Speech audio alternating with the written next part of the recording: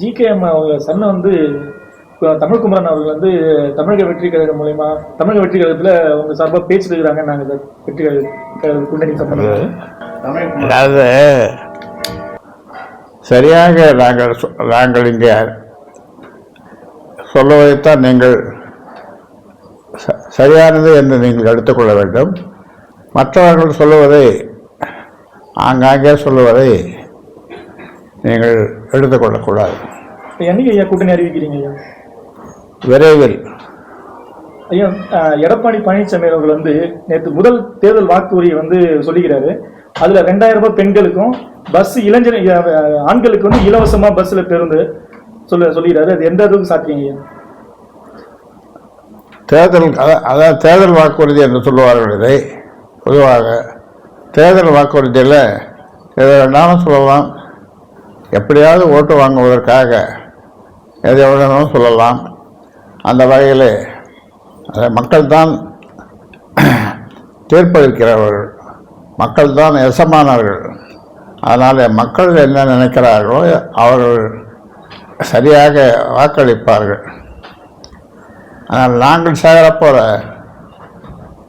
கூட்டணி அது வெற்றி கூட்டணியாக இருக்கும். டெல்லி உயர்நீதிமன்றத்தில் தேர்தல் ஆணையம் தெரிவித்தவாறும் நீதிமன்ற தீர்ப்பின்படியும் அன்புமணி பாமக தலைவர் என்று சொல்ல முடியாது, சொல்லக்கூடாது. ஏனென்றால் பாட்டாளி மக்கள் கட்சியிலிருந்து அடிப்படை உறுப்பினர் கூட இருக்கக்கூடாது. அடிப்படை உறுப்பினர் ஆக அவர் இருக்க முடியாது என்று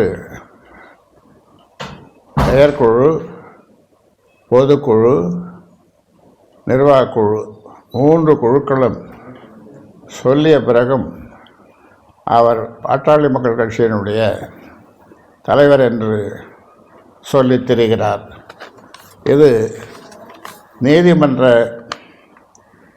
அவமதிப்பு செயலாகும். அதை ஊடகங்களாகிய நீங்கள்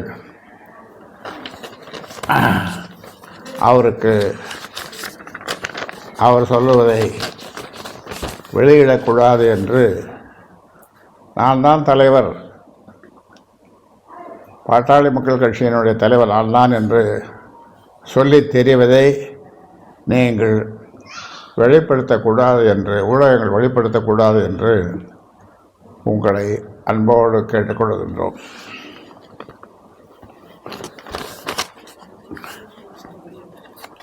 டெல்லி நீதிமன்ற தீர்ப்பின்படி பாட்டாளி மக்கள் கட்சியினுடைய சின்னம், கொடி, பெயர் இதை அன்புமணி உபயோகப்படுத்தக்கூடாது. அப்படி உபயோகப்படுத்தினால் அது நீதிமன்ற அவமதிப்பு செயலாகும். அதே மாதிரி ஊடகங்களும் நீங்கள்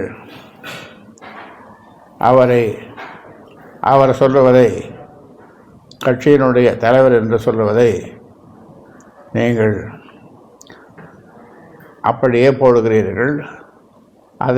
அதுவும் எனக்கு வருத்தமாக இருக்கிறது. இனி அப்படி செய்ய வேண்டாம் என்று உங்களை பாசத்தோடு கேட்டுக்கொள்கிறேன். தேர்தல் கூட்டணி முடிவை விரைந்து அறிவிக்க வேண்டும் என்று இந்த நிர்வாகக்குழுவில் கேட்டுக்கொண்டார்கள். ஏனென்றால் எனக்கு அந்த அதிகாரத்தை சேலத்தில் நடந்த பொதுக்குழு கொடுத்திருப்பதாலே அது பற்றியும் நாங்கள் கூட்டணி பற்றி நாங்கள் விரிவாக இந்த நிர்வாகக்குழுவிலே பேசினோம். சீக்கிரம் ஒரு நல்ல முடிவை உங்களுக்கு அறிவிப்போம்.